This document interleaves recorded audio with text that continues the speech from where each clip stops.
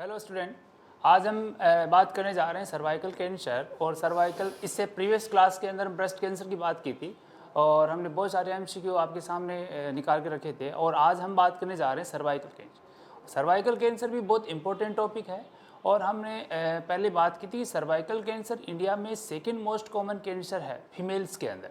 वह first most common cancer female के अंदर ब्रेस्ट कैंसर था और second most common cancer female के अंदर सर्वाइकल कैंसर है। ठीक है, तो सर्वाइकल कैंसर की हम बात करते हैं कि सर्वाइकल जो कैंसर है ये कैंसर मोस्टली आपको एक इमेज दिखाई गई है, उसके अंदर कुछ एक्सप्लेनेशन दिया गया है कि ये जो पार्ट है आपको दिख रहा है ये क्या है, सर्विक्स है। ये सर्विक्स है, ये सर्विक्स स्टार्टिंग है, इसमें ओस अराइज होते हैं। इसके अलावा ये वेजाइना है और ये क्या है, यूट्रस है। ये यूट्रस है। इसके अलावा बेसिक एनाटॉमी की बात करें तो ये फेलोपियन ट्यूब और ओवरी है। अब देखो ये जो आपको दिख रहा है सर्विक्स से, इस सर्विक्स के अंदर यहाँ से हमने कुछ पार्ट को ज़्यादा यहाँ पे आपको दिखाया गया है। इसके अंदर देखो सर्विक्स की जो इनर वॉल है, इस वॉल के अंदर कुछ इस प्रकार की अबनॉर्मल प्रोलिफरेशन देखने को मिल रहा है। यदि अपर वाले पार्ट के अंदर अबनॉर्मल प्रोलिफरेशन होता है तो उसको क्या बोलते हैं, जिसको ग्लैंडुलर सेल्स का कार्सिनोमा बोला जाता है। ग्लैंडुलर सेल का जो कार्सिनोमा होता है वो सर्विक्स के अपर पार्ट में देखने को मिलता है स्टूडेंट, और जो लोअर पार्ट होता है जो कंटिन्यू देखने को मिलता है स्क्वैमस सेल। ये स्क्वैमस सेल है जो कंटिन्यू वेजाइना से जुड़ी हुई होती है। इन सेल्स के कार्सिनोमा को क्या बोलते हैं, स्क्वैमस सेल कार्सिनोमा। तो स्क्वैमस सेल्स का यहाँ पे प्रोलिफरेशन होता है तो उसको तो क्या बोलेंगे, स्क्वैमस सेल का कार्सिनोमा बोलेंगे। ठीक है, इसके लिए अपर वाले पार्ट्स के अंदर जो ग्लैंडुलर सेल्स का कार्सिनोमा होता है उसको क्या बोलेंगे, ग्लैंडुलर सेल्स का कार्सिनोमा को क्या बोलेंगे, इसको तो क्या बोला जाएगा, एडिनोकार्सिनोमा। इसको तो क्या बोलेंगे, एडिनोकार्सिनोमा। और इस वाले को क्या बोलेंगे, squamous cell carcinoma. Squamous cell carcinoma, squamous cell carcinoma बोला जाएगा। स्क्वैमस सेल कार्सिनोमा हमारे जो सर्विक्स है इसमें सबसे ज़्यादा सेल होती हैं स्क्वैमस सेल। तो सबसे ज़्यादा जो कैंसर होता है वो मोस्ट कॉमन कौन सा होता है, स्क्वैमस सेल का कैंसर होता है। और स्क्वैमस सेल का कैंसर मोस्ट कॉमन कैंसर होता है। कई बार क्वेश्चन पूछा जाता है कि जो सर्विक्स का कैंसर होता है वो मोस्ट कॉमन कौन सा कैंसर होता है, सर्विक्स का मोस्ट कॉमन कैंसर कौन सा होता है, तो ये होता है स्क्वैमस सेल कार्सिनोमा। ये क्वेश्चन बनेगा क्या बनेगा कि most common cancer of cervix is known as squamous cell carcinoma. Squamous cell carcinoma is the most common cancer of the cervix because 80 to 90% squamous cell present in cervix। 80 से 90% जो sales होती हैं वो कौन सी होती हैं, स्क्वैमस सेल्स होती हैं। और सबसे ज़्यादा कैंसर भी कौन सी सेल्स का होता है, स्क्वैमस सेल का होता है। तो squamous cell carcinoma most common cancer होता है और ये सेल्स सबसे ज़्यादा देखने को मिलती है। इसके अलावा ये जो अदर सेल्स हैं जिसमें हम ग्लैंडुलर सेल्स बोलते हैं, ये ग्लैंडुलर सेल्स कितनी होती है, ये 10 से 20% सेल कौन सी होती है, ग्लैंडुलर टाइप की सेल होती है। तो ये सेल कम है, तो इन सेल की कार्सिनोमा को तो क्या बोलते हैं स्टूडेंट, बहुत इजी है, एडिनोकार्सिनोमा बोलते हैं। और स्क्वैमस सेल की कार्सिनोमा को स्क्वैमस सेल के कैंसर को स्क्वैमस सेल कार्सिनोमा। तो यहाँ पे क्वेश्चन एक बनेगा, हमने जो इसको एक्सप्लेन किया है कि सर्विक्स के कैंसर में मोस्ट कॉमन कौन सी सेल का, स्क्वैमस सेल कार्सिनोमा। क्लियर है, ठीक है। आगे बात करेंगे, इसी से रिलेटेड आगे बात करेंगे। देखो इसमें इसकी डेफिनेशंस के बारे में बात करेंगे तो सिंपल सी डेफिनेशन है कि कार्सिनोमा ऑफ सर्विक्स, या फिर कार्सिनोमा कहाँ पे हो रहा है, सर्विक्स के अंदर। यानी ऐसा कैंसर जो एक तरह से सेल का प्रोलिफरेशन, अबनॉर्मल प्रोलिफरेशन करता है, उसको क्या बोल देंगे, कार्सिनोमा ऑफ सर्विक्स या सर्विक्स का कैंसर बोल देंगे। तो सर्विक्स की जो सेल है, जो दो टाइप की हमने सेल पढ़ी है, उसमें दोनों टाइप के कार्सिनोमा होते हैं, एडिनोकार्सिनोमा और स्क्वैमस सेल कार्सिनोमा। ठीक है, तो इस प्रकार से पर्टिकुलर या नॉर्मल सेल के अंदर अबनॉर्मल प्रोलिफरेशन को क्या बोलेंगे, कार्सिनोमा बोलेंगे। क्लियर है। देखो इसमें नेक्स्ट वन है कि मोस्ट कॉमन कौन सी स्टेटस के अंदर देखने को मिलता है लो सोशियो इकोनॉमिक स्टेटस, जो बैकग्राउंड या लो बैकग्राउंड फैमिलीज हैं या स्लम वाली फैमिलीज होती हैं, जो मतलब इकोनॉमिक स्टेटस उनका बहुत पुअर होता है, वो प्रॉपर रूप से हाइजीन मेंटेन नहीं कर पाते हैं। हाइजीन मेंटेन नहीं कर पाएंगे तो इजीली इन्फेक्शन होंगे, और बार बार रिपीटेड इन्फेक्शन होंगे तो किसके चांस बढ़ जाएंगे, कैंसर के चांस बढ़ जाएंगे। ठीक है, तो low economic status lead to the poor hygiene और poor hygiene lead to the cervical cancer. यहाँ से देखो क्वेश्चन बनता है, यहाँ से क्वेश्चन बनता है, वो ये बनता है कि द कैंसर एंटीजन 125 या CA 125 बोला जाता है इसको। कैंसर को किससे इंडिकेट करते हैं, CA से इंडिकेट करते हैं। तो CA 125 या फिर एक तरह से ट्रांसमेम्ब्रेन्स ग्लाइकोप्रोटीन एक ऐसा एंटीजन है जो आपको सर्वाइकल कैंसर में देखने को मिलता है। तो इसको कौन सा एंटीजन बोलते हैं, ये ऐसा एंटीजन जो 125 को इंडिकेट करता है। ये बार बार क्वेश्चन पूछा गया है एग्जाम के अंदर, PGI में आया हुआ क्वेश्चन है, तो ये क्वेश्चन आपको और आगे भी देखने को मिलेगा। ठीक है, CHO के अंदर भी इजीली क्वेश्चन मिल जाते हैं कि जो सर्वाइकल कैंसर होता है उसमें जो इंडिकेटर मार्कर होता है वो कौन सा होता है, क्योंकि हर कैंसर के अलग अलग मार्कर होते हैं। वो हम जब कैंसर पढ़ेंगे तो उनमें सब में हम बात करने वाले हैं, लेकिन यहाँ पे हम सर्वाइकल कैंसर पढ़ रहे हैं तो उन्हीं सर्वाइकल कैंसर के इंडिकेटर की बात करेंगे। तो सर्वाइकल कैंसर का इंडिकेटर क्या है, कैंसर 125 ये एंटीजन है, एंटीजन मार्कर है। तो ये क्वेश्चन यहाँ पे बनने वाला है। 2 क्वेश्चन आपके क्लियर हो गए हैं, ये सर्वाइकल कैंसर से रिलेटेड क्वेश्चन है स्टूडेंट। ठीक है, आगे बात करते हैं। देखो आगे इसमें नेक्स्ट बात करने जा रहे हैं, 2 टाइप्स होते हैं। टाइप्स की बात करेंगे कि जो सर्वाइकल कैंसर होते हैं वो 2 टाइप के होते हैं मोस्टली, एक इन्वेजिव होता है, एक नॉन इन्वेजिव होता है। इसका मतलब क्या हुआ कि इन्वेजिव का मतलब वो इन्वेड हो जाता है, मतलब दूसरे ऑर्गन में चला जाता है, उसको तो इन्वेजिव बोलेंगे। और जो नॉन इन्वेजिव है, जो ओनली सर्विक्स के अंदर ही होगा, तो उसको क्या बोल देंगे, नॉन इन्वेजिव वाले। तो देखो इसमें पहले दिखाया गया है, पहला टाइप्स क्या है, non invasive carcinoma. Non invasive stage है कि cancer present only in cervix, कि सर्विक्स के अंदर है, सर्विक्स के अंदर ही कैंसर है, स्प्रेड नहीं हुआ है, मेटास्टेसिस नहीं हुआ है, तो वो कौन सा कैंसर होता है, नॉन इन्वेजिव। जैसे बेनाइन का ट्यूमर हो गया, बेनाइन के जो ट्यूमर होते हैं स्टूडेंट, बेनाइन के जो ट्यूमर होते हैं वो कौन से होते हैं, वो नॉन इन्वेजिव होते हैं। मतलब जो ट्यूमर होती है वो एनकैप्सुलेटेड होती है, यानी कैप्सूल के अंदर ही ट्यूमर है, वो कैप्सूल के अंदर ही ग्रोथ करेगी, वो बाहर की तरफ स्प्रेड नहीं होती है, उसमें मेटास्टेसिस नहीं होता है। तो इस प्रकार के कैंसर के टाइप को नॉन इन्वेजिव टाइप का बोला जाएगा। और सेकेंड वन है इन्वेजिव का। इन्वेजिव में क्या हुआ कि cancer present in cervix, cancer कहाँ प्रेजेंट है, सर्विक्स। इसके अलावा सर्विक्स से जो एसोट ऑर्गन थे उनमें भी ये स्प्रेड हो गया। जिस प्रकार से हम बात कर सकते हैं कि यदि सर्विक्स के अलावा यूट्रस में चला गया, सर्विक्स के अलावा यूट्रस में चला गया, फेलोपियन ट्यूब में चला गया, फेलोपियन ट्यूब में चला गया, इसके अलावा ओवरी में चला गया, वेजाइना में चला गया, यहाँ तक ऑर्गन, इन सराउंडिंग ऑर्गन में स्प्रेड हो गया, तो वो कौन सा टाइप का कैंसर होगा, इन्वेजिव टाइप का। इन्वेजिव टाइप का कैंसर पेल्विक ऑर्गन में चला जाता है। पेल्विक ऑर्गन ये है, यूट्रस है, फेलोपियन ट्यूब, ओवरी, वेजाइना, इनमें स्प्रेड हो जाता है। किस टाइप का कैंसर कहलाता है, इन्वेजिव टाइप का कैंसर। ठीक है, अब देखो इसके अंदर कुछ स्टेज इन्वॉल्व होती हैं। वो स्टेज क्या है,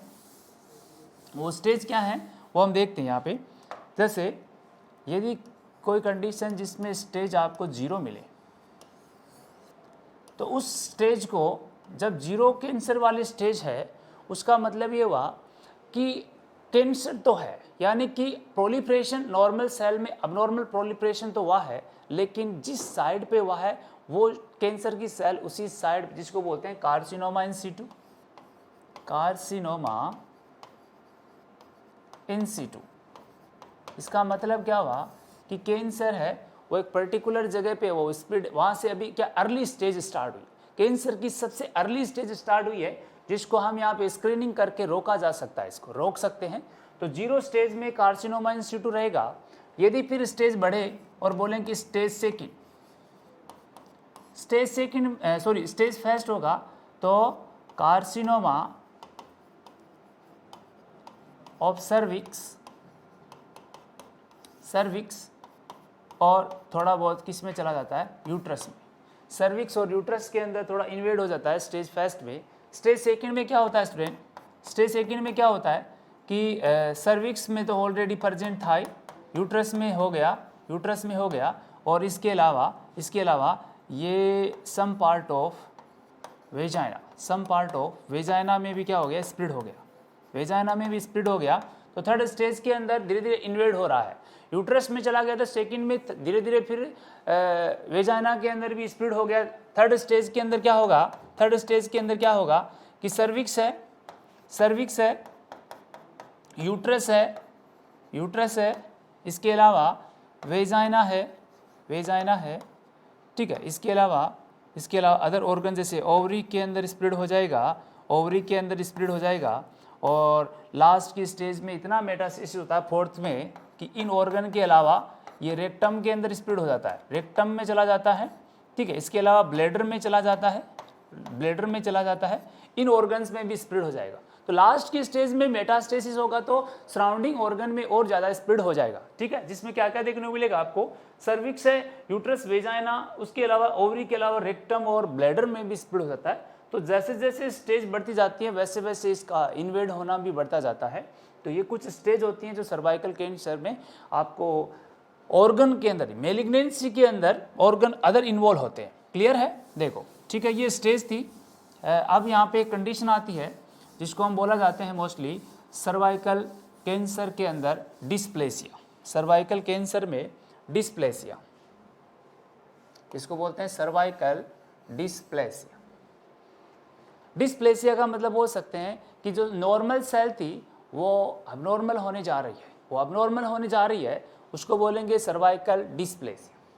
सबसे जो नॉर्मल होती है सेल, जो स्क्वैमस सेल जो होती है वो नॉर्मल है, उसके हम इमेज दिखाएंगे कि जो नॉर्मल सेल है वो नॉर्मल फंक्शन करेगी, लेकिन उसके अंदर थोड़ा सा भी चेंज आता है, माइल्ड डिस्प्लेसिया होता है, मतलब थोड़ा बहुत अबनॉर्मल प्रोलिफरेशन होता है, उसको बोलते हैं CIN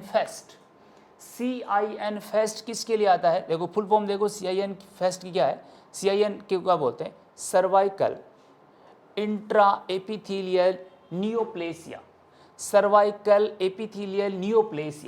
इसका मतलब हुआ कि जो सर्विक्स है, इस सर्विक्स के अंदर जो एपिथेलियम है, इंट्रा एपिथेलियम है, उसके अंदर न्यू सेल्स का formation, new abnormal cell, neoplasia, abnormal new cells का फॉर्मेशन होता है, उसको क्या बोलते हैं, नियोप्लेसिया। तो यहाँ पे देखो कि एक टर्म है जो जिसको हम शॉर्ट में लिखा है CIN, cervical intra epithelial neoplasia first. यदि एपिथेलियम के अंदर नियोप्लेसिया थोड़ा बहुत होता है तो उसको क्या बोलेंगे, उसको माइल्ड डिस्प्लेसिया।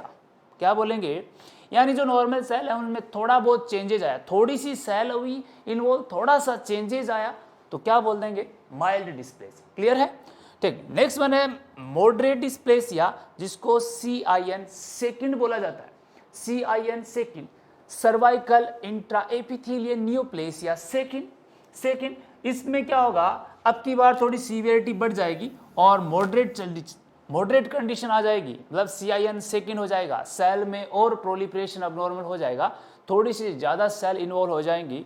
और नेक्स्ट क्या होगा, सीवियर डिस्प्लेसिया के अंदर थोड़ी बहुत सेल ही बचती हो तो सारी सेल क्या हो जाती है, अबनॉर्मल हो जाती है, यानी सारी सेल में अबनॉर्मल ग्रोथ हो जाएंगी और कंडीशन सीवियर हो जाएगी, जिसको बोलेंगे CIN थर्ड। तो ये है सर्वाइकल का डिस्प्लेसिया है, जिसको माइल्ड, मॉडरेट, सीवियर 3 कंडीशन में डिवाइड किया है। इसी चीज़ को हम यहाँ पे इमेज से और इजीली क्लियर करने की कोशिश करते हैं। जैसे इमेज से और क्लियर करेंगे तो आपको एक इमेज दिखाई गई, ठीक है, जो डायग्राम दिख रहा है, इसके अंदर ये जो सेल है ये बेसल सेल है, सबसे ज़्यादा बेसल सेल की लेयर है, बेसल सेल की लेयर है स्टूडेंट, ये जो सेल है ये स्क्वामस सेल है, ये स्क्वामस सेल है, ठीक है। अब देखो हुआ क्या, ये जो आपको सेल दिखाई दे रही है ये नॉर्मल सेल है, ये नॉर्मल सेल है, ठीक है। इसमें जो स्क्वामस की जो ऊपर वाली सेल वो नॉर्मल है और बेसल सेल भी आपको नॉर्मल सीक्वेंस में दिखाई दे रही है, लेकिन जो CIN फेस्ट है, जो CIN फेस्ट है उसमें क्या लिखा कि वेरी माइल्ड और माइल्ड डिस्प्लेसिया, बहुत कम और बहुत कम माइल्ड डिस्प्लेसिया हो रहा है। देखो नॉर्मल सेल है, लेकिन कुछ सेल देखो क्या हो रही है यहाँ पे, अबनॉर्मल ग्रोथ कर रही है, कुछ सेल यहाँ पे क्या कर रही है, अबनॉर्मल ग्रोथ कर रही है, तो उसको बोलेंगे माइल्ड डिस्प्लेसिया, ठीक है। कुछ सेल यहाँ पे अबनॉर्मल हुई है तो ये माइल्ड हो गया। आगे देखो CIN सेकेंड जिसको मॉडरेट डिस्प्लेसिया बोलेंगे। अच्छा, मॉडरेट डिस्प्लेसिया में क्या देखो, यहाँ पे ये जो आपको सेल दिखाई दे रही है ये माइल्ड से और ज़्यादा इन्वॉल्व हो गई है, माइल्ड से और ज़्यादा इन्वॉल्व हो गई है, और इतनी ज़्यादा सेल इन्वॉल्व होने के बाद में कंडीशन कौन सी आ जाएगी, मॉडरेट वाली। तो मॉडरेट डिस्प्लेसिया हो रहा है, और सीवियर डिस्प्लेसिया में तो कुछ बचा ही नहीं है। यहाँ पे नॉर्मल सेल, सब सेल क्या हो गई यहाँ पे अबनॉर्मल हो गई। सारी सेल जो ग्रीन में दिखाई दे रही है आपको, ये ग्रीन में पहले प्रोलिफरेशन हुआ, उसके बाद में इसका यहाँ पे मेटास्टेज स्टार्ट हो जाएगा, और सीटोइन कार्सिनोमा में क्या होगा कि सारी सेल में क्या हो जाएगा, कैंसर हो जाएगा, सारी सेल में कैंसर हो जाएगा, और इन्वेजिव कार्सिनोमा के अंदर अब की बार मेटास्टेसिस हो जाएगा। यानी यहाँ से क्या हुआ, ये जो ट्यूमर थी ये रप्चर हो गई है, और ये जो सेल हैं ये बाहर चली गई हैं, और बाहर जाके दूसरे ऑर्गन में चली गई है ना। तो सर्विक्स में थी, सर्विक्स के से ये इन्वेड होके यूट्रस में चली गई, वेजाइना में चली गई, फेलोपियन ट्यूब में, रेक्टम के अंदर, ओवरी के अंदर, ब्लैडर में चली गई है, और मेटास्टेसिस हो गया है। तो ये 4th स्टेज में देखने को मिलेगा।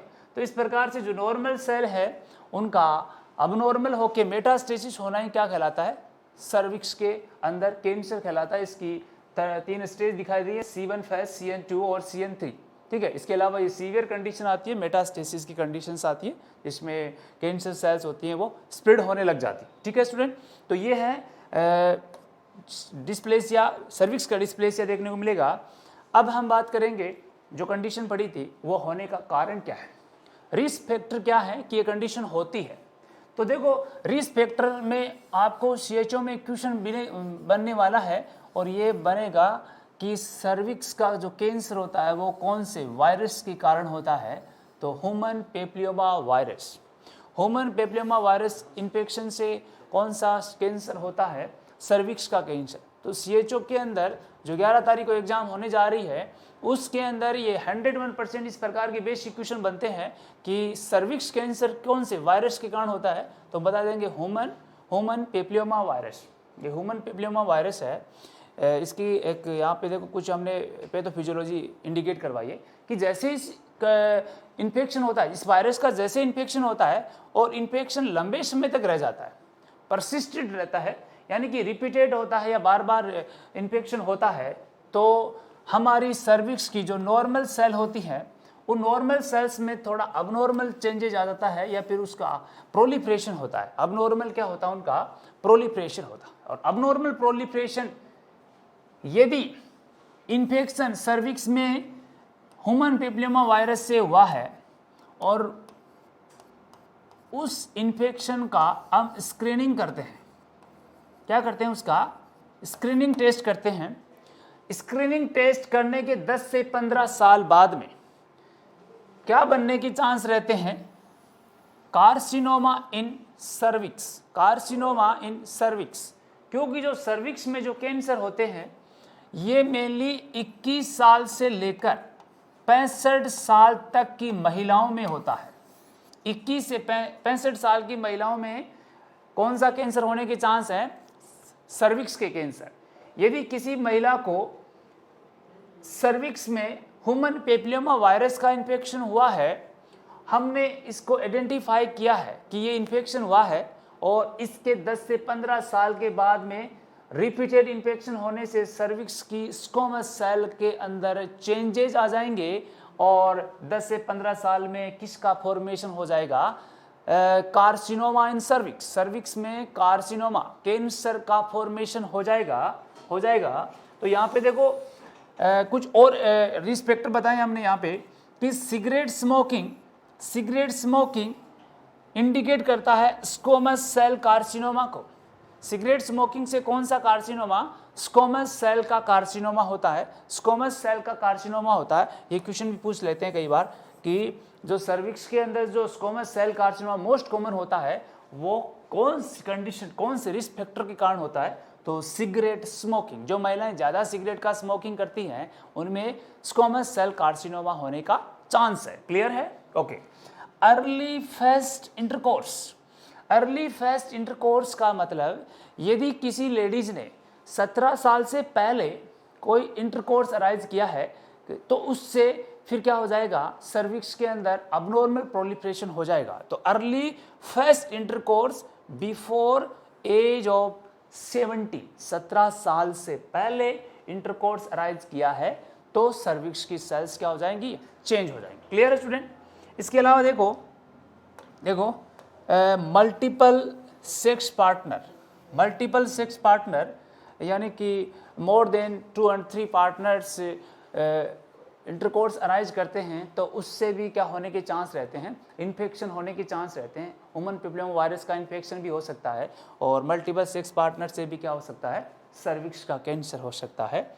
और मोस्ट कॉमन कारण ये भी है OCP, oral contraceptive pills, adenoma of cervix में एडिनोमा की कंडीशन लेके आती हैं ओरल कॉन्ट्रासेप्टिव पिल्स। भाई हमने ओरल कॉन्ट्रासेप्टिव पिल्स पढ़ी थी कि ओरल कॉन्ट्रासेप्टिव पिल्स होती हैं, उनके बारे में आपको एक बात बताते हैं कि जो ओरल कॉन्ट्रासेप्टिव पिल्स है,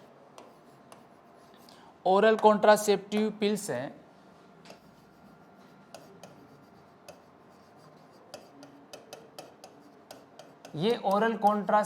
पिल्स कौन से कैंसर को प्रमोट करती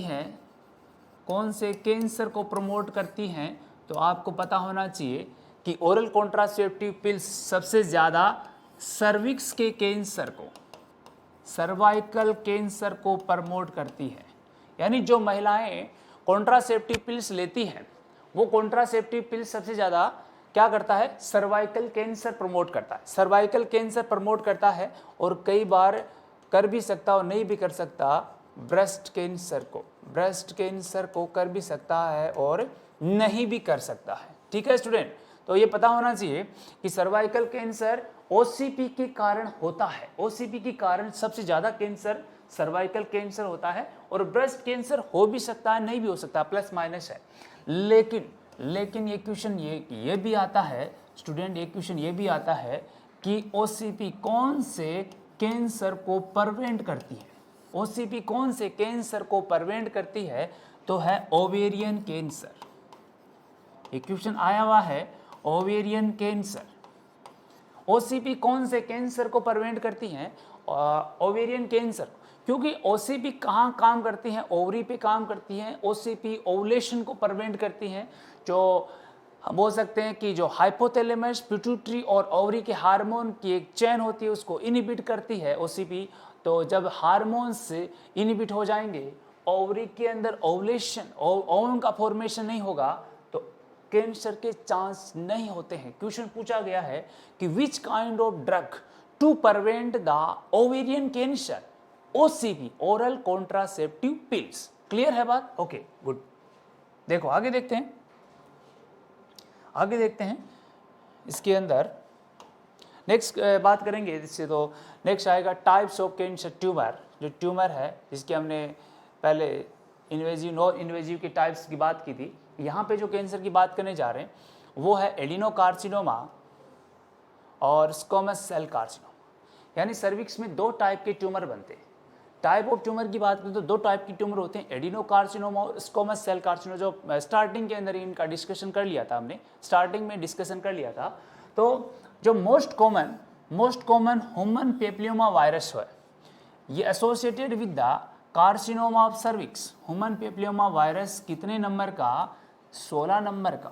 ह्यूमन पैपिलोमा वायरस 16 नंबर का जो वायरस है वो क्या करने के चांस हैं? कार्सिनोमा ऑफ सर्विक्स करने का चांस। नेक्स्ट वन है human papilloma virus associated with adenocarcinoma. Adenocarcinoma करने वाले वायरस का टाइप कौन सा होता है? 16। ह्यूमन पेप्लियोमा वायरस 16 कौन सा कैंसर करता है? कौन सा कैंसर का टाइप? सर्विक्स के अंदर कौन सा कैंसर का टाइप? तो एडिनोकार्सिनोमा ह्यूमन पेप्लियोमा वायरस 16 करता है। क्लियर है? Okay. Most common squamous cell carcinoma of the cervix human papilloma virus 18। Human papilloma virus 18 ये इसका सब टाइप है। इस वायरस का सब टाइप है कि इस वायरस की जो क्लास है जिसके अंदर यदि सब टाइप 16 की बात करें तो कौन सा? एडिनोकार्सिनोमा। यदि 18 की बात करें तो कौन सा कार्सिनोमा? Squamous cell carcinoma. ये क्वेश्चन बहुत इजी बनने वाले हैं कि जो ह्यूमन पेप्लियोमा वायरस है वो सब जानते हैं, लेकिन इसके जो क्लास है उससे क्वेश्चन बनेंगे। थोड़ा बहुत तो कॉम्प्लिकेटेड होने वाला है पेपर। तो यदि ह्यूमन पेप्लियोमा वायरस 16 है तो adenocarcinoma type of cervix cancer, और human papilloma virus 18 is the type of squamous cell type का। स्क्वैमस सेल टाइप का कार्सिनोमा देखने को मिलेगा। तो this the most specific for carcinoma of cervix 18 number का। यानी कि मोस्ट स्पेसिफिक था कि मोस्ट कॉमन कौन सा हो रहा है? यही है मोस्ट कॉमन, सबसे ज्यादा ये हो रहा है। मोस्ट कॉमन एसोसिएटेड ये भी है और मोस्ट स्पेसिफिक ये भी है। क्लियर है? दोनों वायरस की सब टाइप की बात कर लिए स्टूडेंट, ठीक है? ये कंफ्यूजन नहीं होना चाहिए यहाँ पे। आगे देखो बात करेंगे, ये हमने टाइप्स की बात की है, आगे हम बात करेंगे एडिनोकार्सिनोमा का मतलब क्या है। ठीक है, कई बार सिंपली पूछ लेते हैं कि what is the mean of adenocarcinoma. ठीक है, तो एडिनोकार्सिनोमा क्या है?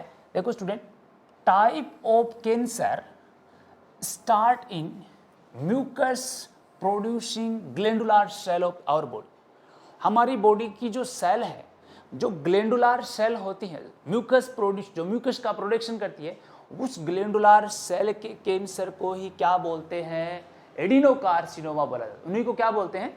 एडिनोकार्सिनोमा बोलते हैं। तो एडिनोकार्सिनोमा का भी एक सिंपल सा क्वेश्चन बनेगा जो यहाँ पे क्लियर हो जाना चाहिए।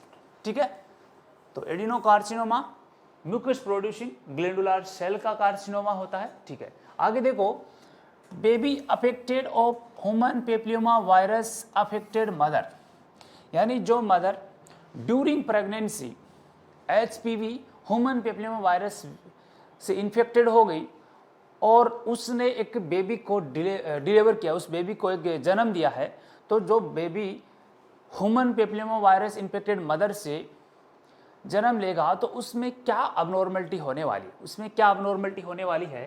तो यदि मदर HPV से इन्फेक्टेड है तो उसके बेबी के अंदर laryngeal papilloma are present in body. उस बेबी की बॉडी में लेरेंजियल पेप्लियोमा प्रेजेंट रहेगा। क्लियर है? यदि मदर HPV वायरस से इन्फेक्टेड है तो उसके बेबी में कौन से कॉम्प्लिकेशन आएंगे? तो उसके बेबी में आएगा laryngeal papilloma are present. Laryngeal पेप्लियोमा का मतलब होता है कि जो लेरिंग्स वाला पार्ट है उसमें क्या देखने को मिलेगा आपको? इन्फ्लामेटरी कंडीशन, जैसे ऑप्टिक कंडीशन में बोलते हैं ना, ऑप्टिक कंडीशंस के अंदर न्यूरोमा होता है, उसी प्रकार का पेप्लियोमा इधर अराइज होता है। तो लेरिंग्स वाले पार्ट के अंदर आपको इन्फ्लामेटरी कंडीशन देखने को मिलती है बेबी के अंदर। तो इस प्रकार से सिंपली आपको पूछ लेंगे कि इस प्रकार से मदर के अंदर HPV है तो उसके बेबी में क्या कॉम्प्लिकेशन आएंगे? तो सीधी सी बात है, क्या होगा? लेरेंजियल पेप्लियोमा। ठीक है, तो इस प्रकार के भी क्वेश्चन पूछेंगे आपको।